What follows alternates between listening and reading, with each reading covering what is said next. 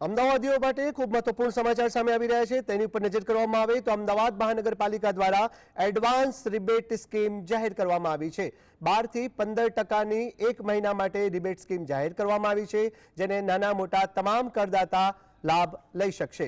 Standing કમિટીની બેઠક બાદ ચેરમેન દેવાંગ દાણીએ જણાવ્યું હતું કે 8 એપ્રિલ 2025 થી 31 એપ્રિલ 2025 સુધી 12 થી 15% એડવાન્સ રિબેટ સ્કીમ અમલમાં મૂકવામાં આવી છે।